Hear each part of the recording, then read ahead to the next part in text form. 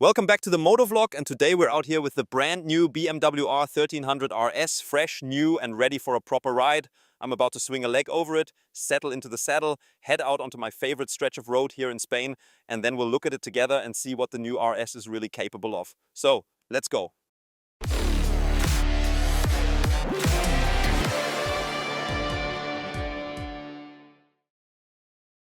Let's get into it. I've been looking forward to this one because on paper it sounds like a proper step forward. But before we get to the riding, before we disappear into the corners and start chasing apexes, let's quickly talk about the bike itself just to set the scene.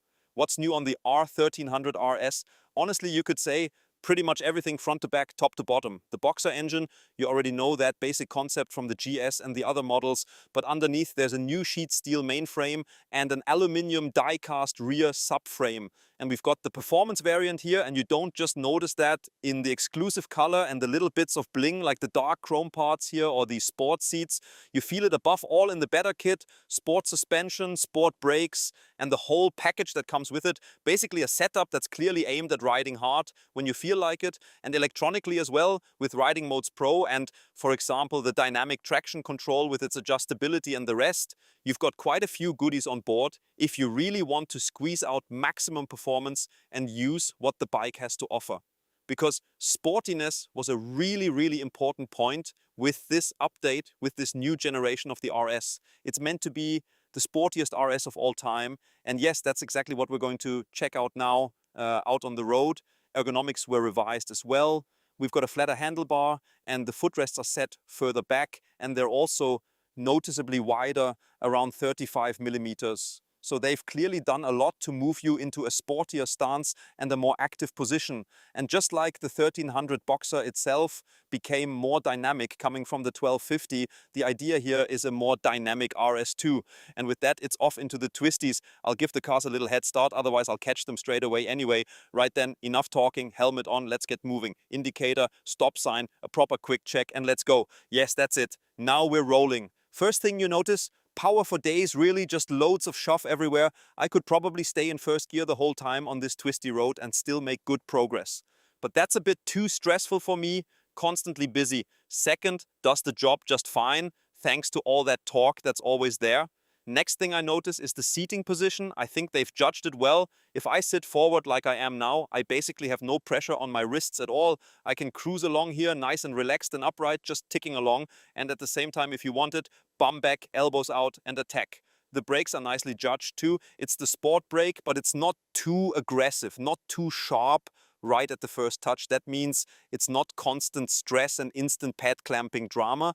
Instead, it builds up smoothly, predictably and gently, and you always know what you're getting. It's easy to brake into the corner radius, and of course this new suspension helps as well when you're doing that. This optional sport suspension is firstly semi-active because on this performance variant we've got DSA, dynamic suspension adjustment. That means every single second both the damping and the spring rate are adjusted constantly in the background without you having to think about it. It just does its thing.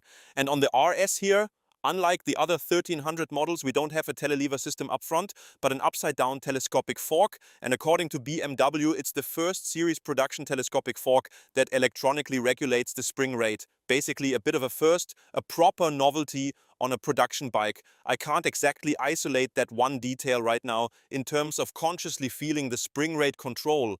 But what I can feel is how brilliantly connected you are to the front wheel. That's down to the new ergonomics too. You're much more front-end focused, more over the front, more direct. And then this high-quality suspension package, plus sport tires, for example, and wheels that are about 1.5 kilograms lighter, all of that is on board. Sport tires, Dunlop Sportsmart Mark III, so you've got plenty of grip to lean on. And taken as a whole, this package makes the RS, I'd say, as dynamic as it's ever been. I also have to say, on the GS personally, for my taste, I'm not sure I didn't prefer the character of the 1250 Boxer. It had a certain feel to it, a certain character, and you notice that when you switch generations. But here in the RS, in a sporty machine, I think it's spot on.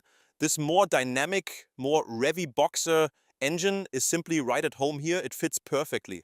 Unfortunately, I've got cars in front of me now, otherwise I could open it up a bit more and really let it run. Quick shifter too, a quick word, it works commendably. It's not exactly easy to get the calibration perfect with a shaft drive, which by the way is classed as a wear item here on the RS as well, like on the GS. That caused some debate, the fact it now has to be replaced after 80,000 kilometers. But here the quick shifter itself, even with the shaft, works very well 99% of the time. I noticed it once at the start. If you're in the partial throttle range and then you upshift, there can be a little jolt like a quick kick, a brief tug through the drivetrain, but I can't reproduce it now because it happens so rarely. It's there now and then, but honestly, those are imperfections you can live with, no problem at all. You just shrug it off. Otherwise, while we're cruising along here at a calmer pace, let's talk about the touring side of things, because despite this new focus on sportiness, that side is still meant to be there. For example, we've got an adjustable windscreen, which is great in principle, but unfortunately without any lever or any clever mechanism. I find that a bit old school or simply a bit awkward that you have to pull on the screen by hand. Especially at a slightly higher speed, that can be not so easy. And yes, a lever probably wouldn't have cost much more. It's not exactly a cheap bike, let's be honest, but the adjustment is there. So how is the windscreen, the wind protection? When I ride like this, in this position, the airflow hits me pretty much around knee height and you can feel where the stream goes. So you do get some turbulence at the helmet, at least with my 1.85 meters, but it's enough to take the wind pressure off your chest, and that alone makes a big difference on longer stints. And the comfort is, I think, definitely there. Especially if you choose the equipment accordingly, like on the other 1300 models, you've got loads and loads of options here on the RS as well, depending on what you want to do with it, whether it's a sporty day like this or more of a longer trip. Radar-based systems, adaptive cruise control, Vario cases, and. We've just got a more performance-oriented RS here, that's the main idea with this one, and you feel it straight away. And that this RS can really get on with it, that also shows in the new top speed. 245 kilometers per hour, because the aerodynamics were revised as well. That means it stays stable for longer when the speed climbs and it doesn't start to feel nervous or vague. I'll close this again. I definitely did not reach 245 kilometers per hour. But I've had loads of cornering fun already, and that's what matters here. I'm telling you, this is genuinely a dream. It sits beautifully planted on the road. It feels properly settled, almost like it's on rails when you hit a nice line. Very, very smooth running from the Boxer engine too. Really nice. It's not stressful at all. Even in Dynamic Pro, where throttle response, engine drag torque control, ABS Pro, all of that gets adjusted and the semi-active suspension adapts depending on the riding modes as well. And all of it works really well and gives it real versatility. But the time to shine, so to speak, for this RS is when you let it rip a bit, when you really start pushing on. And as it typically goes, the moment I'm on camera for a MotoVlog, the car drivers start bunching up and everything suddenly gets busy and the pace drops without you wanting it to. Before, everything was constantly clear, so I think I need to wait for a better time window. Or look at this, rush hour. This is just rush hour, nothing you can do about it. 14:44, the Spaniards are heading home, right? I think the road is free now, at least for a moment, and now we'll attack once more just to get another proper run. Let's see again, let's see what the RS can do when you give it some space. Lovely braking, really confidence inspiring, nice and deep into the corner, there's barely any righting moment, and then give it the beans. And bang, super smooth, so nicely controlled, the way it increases the lean angle step by step without any drama. It just keeps building smoothly. Lovely, the front wheel is talking to me, giving me feedback through the bars and through the whole chassis. It's talking and it's saying, go on, give it. And because we're scraping the pegs for the first time just now, which we hadn't managed yet, that tells you something too.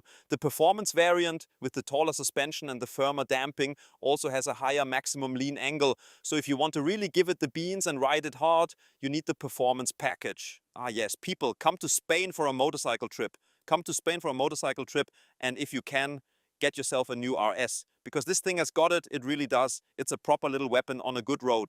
With this engine, I think it's the best combination, the best bike where the new 1300 Boxer engine really makes sense. But what do you think? What do you say about the RS? Do you miss something compared to the 1250?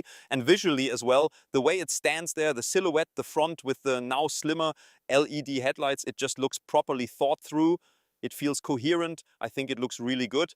and I would have loved to have had the time to do a longer tour on it to really settle in and live with it for a bit longer, because that's where you learn all the little details. As it was, I only got 2 days, but even so, those 2 days were full of riding pleasure, full of proper cornering fun, and honestly, a lot of smiling inside the helmet. And now it's up to you to write in the comments what you think of the new R1300 RS and whether you'd pick it over the older one. Thanks for watching as always, see you soon, and until next time, cheers, take care, bye bye.